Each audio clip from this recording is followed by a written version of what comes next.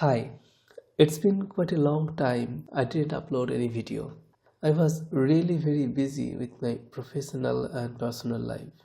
From now on, I will try to regularize the video upload.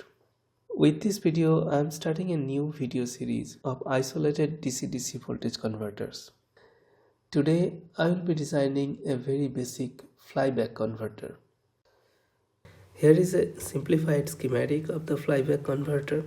In the on time, the current through the primary winding ramps up with a slope of V in by Lm. Lm is called the magnetizing inductance.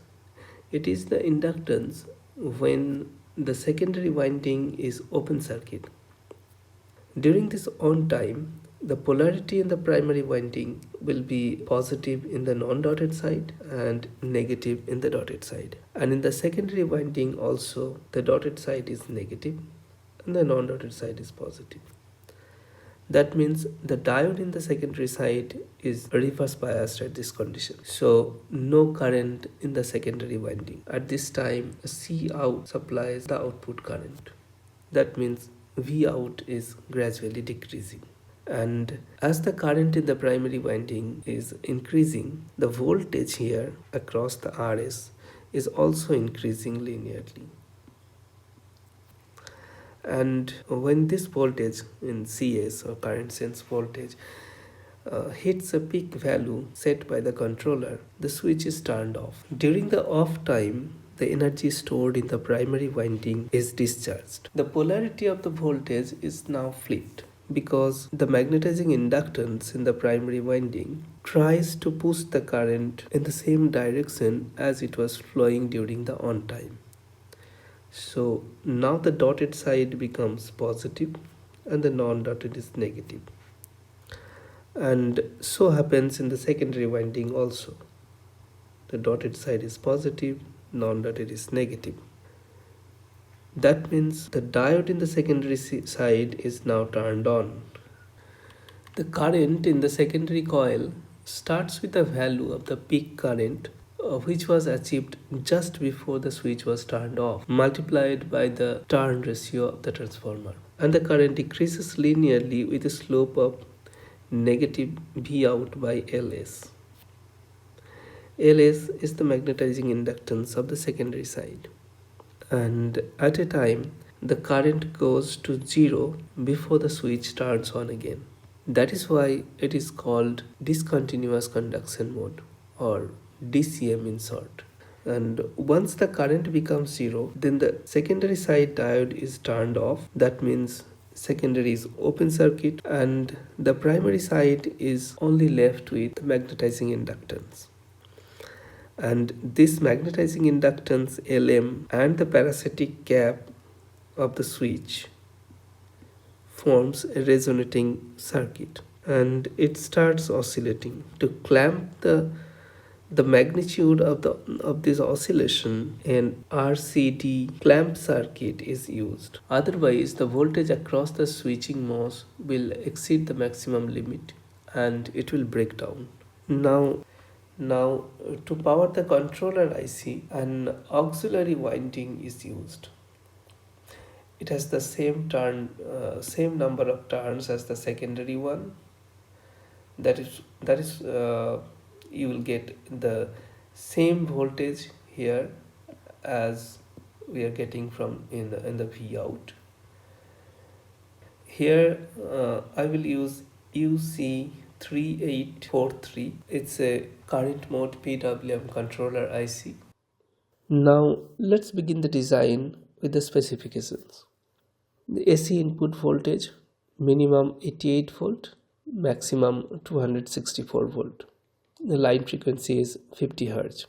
Output voltage 15 volt, maximum output power 14 watt, and the switching frequency 45 kHz. Now let's begin the calculation part. Since the flyback is a DC-DC converter and we are giving an AC input, so we must need to rectify it first. I am using a full bridge rectifier along with a capacitor to smoothing the rectified voltage. As a thumb rule, The input capacitor should be chosen as 2 to 3 microfarad per input power of the flyback converter. The input power of the converter is a little bit higher than the output power because the efficiency of the circuit is always less than 100%. I am targeting an efficiency of 80%, so the input power is around 17.5 volt. I have taken a 45 microfarad capacitor, and from this complex looking equation we get the minimum voltage of the input rectified voltage 97.5 volt, making a minimum DC input voltage of 110 volt when the AC input is at 88 volt.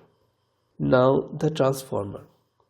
I had only one flyback transformer lying in my drawer, which I harvested long ago from a non-functional flyback circuit.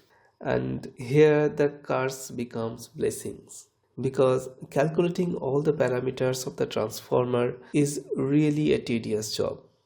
Since I have no way to get any of the parameters as per my calculations, so in this video I am skipping all these calculations for the transformer design. Rather, I am measuring the parameters of the existing transformer. To find out the turn ratio, I have measured the magnetizing inductance of the primary and the secondary, and of course also the auxiliary windings. The magnetizing inductance of any winding is measured leaving the other windings open circuit. The primary to secondary turn ratio is the square root of the inductance ratio. The primary inductance is 670 microhenry and secondary inductance is 20 microhenry. That is, the turn ratio is approximately 5.8. So the reflected output voltage from secondary side to primary is 87 volt. During the off time, the VDS of the switching MOSFET becomes the peak of the input voltage plus this output reflected voltage plus the voltage spike from the oscillation that happens in the discontinuous conduction mode. I have taken 100 volt of spike during the oscillation. If it exceeds this 100 volt, we are clamping it through the RCD clamp. So the maximum VDS trace of the switching MOSFET will go up to 561 volt. So choosing a 650 volt MOSFET will be sufficient for this converter. Now let's calculate what should be the minimum current rating of the switching MOSFET.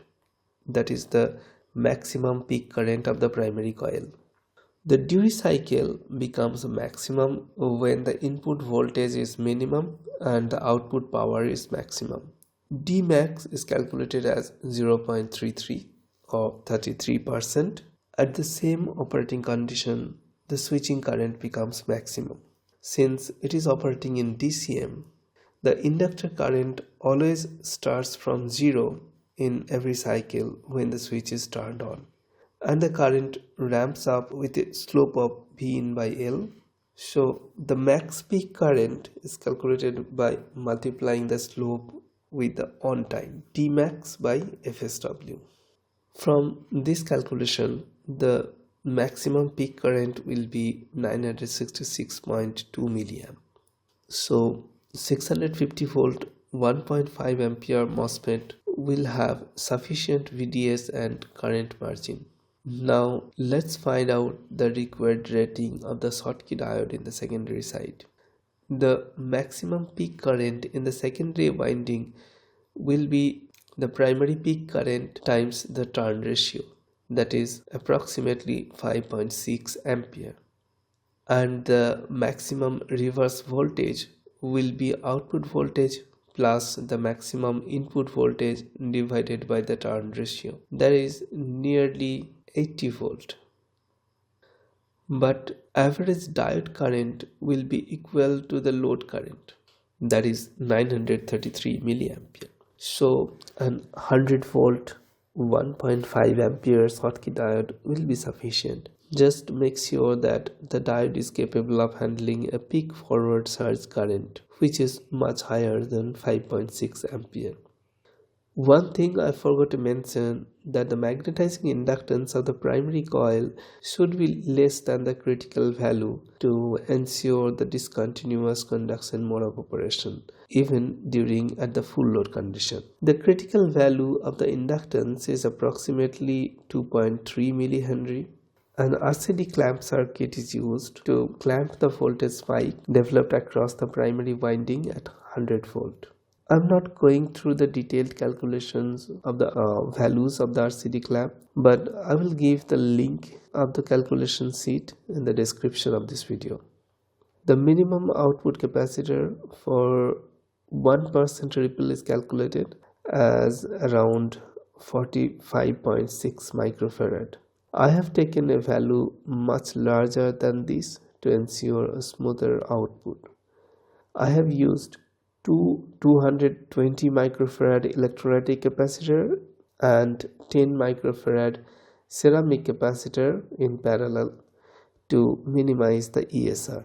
That means the total C out is 450 microfarad. Now the time to do the circuit in the real life. I have made the circuit in a pref board, connecting the input line. Let's hope that nothing will blow now and the green light is steadily glowing. The output voltage is 15 volt. This is in no load condition. I have connected an 100 ohm in the output. The output voltage is still at 15 volt. I have made this nichrome wire coil. It has 14 ohm resistance. So I am connecting this 14 ohm in the output voltage, and the output voltage is rock solid at 15 volt. So we have successfully designed a flyback converter.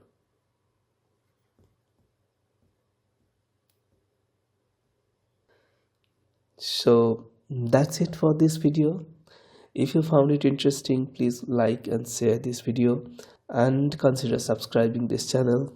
I will be meeting in the next video. Bye.